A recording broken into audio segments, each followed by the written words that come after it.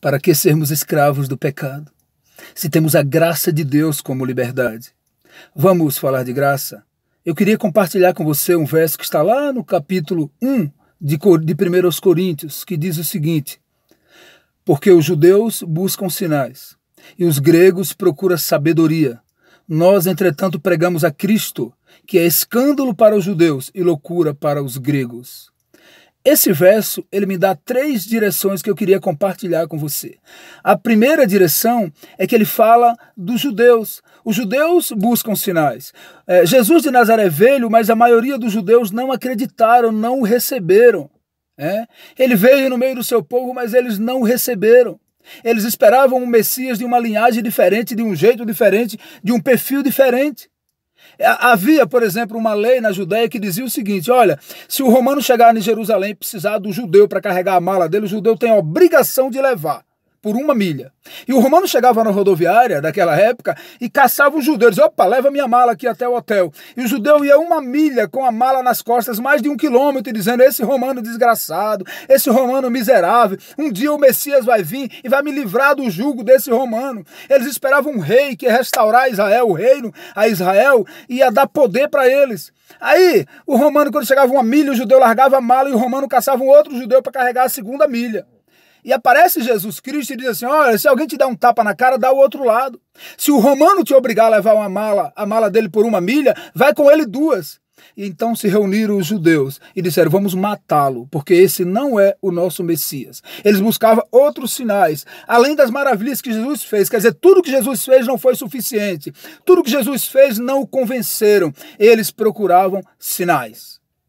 O segundo caminho que eu quero levá-los comigo a esse versículo é o caminho dos gregos. Os gregos procuram sabedoria. Essa carta de Paulo foi destinada a Corintos. Corintos tinha uma situação muito difícil. Uma cidade de 250 mil habitantes na época de Paulo, 400 mil escravos, ficava na margem do mar com 2 portos muito famosos e com 12 templos dedicados a deuses pagãos. Os deuses de Corinto, como Apolo, Afrodite, Artemis, Atena, Dionísio e Ares e muitos outros. Só que um desses templos era dedicado a Afrodite, a deusa do amor. Sabe o que esse templo fazia, queridos? Todo ano, segundo a história, ele selecionava 1000 jovens e colocava lá no templo para oferecerem seus corpos aos homens como oferenda religiosa. Olha que ambiente os crentes em Corinto viviam. Uma cidade totalmente pagã, louca, equivocada, miserável, endemoniada.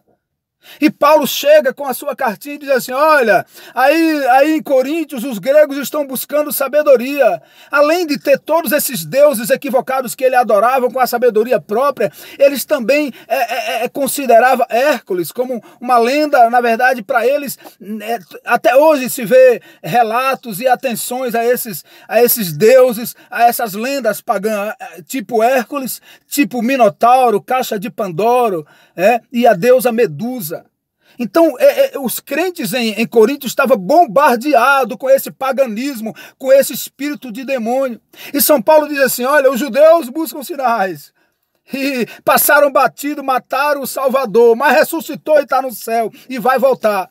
Os gregos buscam sabedoria. Você precisa ter cuidado, porque aí está cheio de demônio nessa cidade de Corinto. Mas nós, queridos, Paulo escrevendo, vocês aí de Coríntios têm que entender que nós pregamos a Cristo, que não foi compreendido pelos judeus e é escandalizado pelos gregos, mas o poder do homem de Deus se manifesta através da inteira confiança em Cristo Jesus.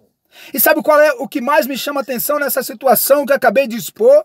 É que os judeus da época morreram equivocados com as suas ideias. Os gregos morreram confusos com as suas crenças. E todos, provavelmente, aqueles que não confessaram a Jesus, levantarão na segunda ressurreição para ser queimado com Satanás.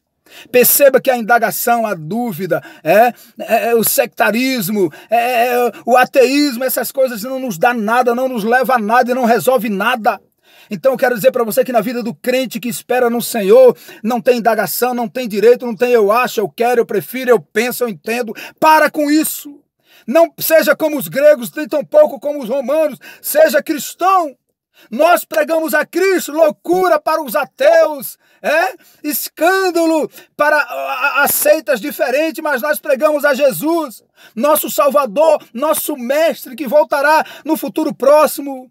Os judeus morreu sem esperança, os gregos morreu sem crença, mas São Paulo disse, nós pregamos a Cristo, morreu com esperança.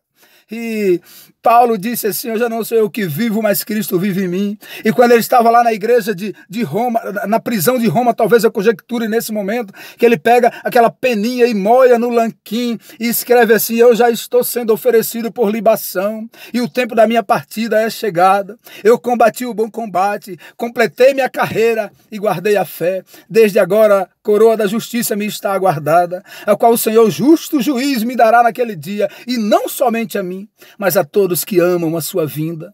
São Paulo morreu crente na vinda do Senhor Jesus Cristo, enquanto os outros equivocados morreram sem esperança e perspectiva.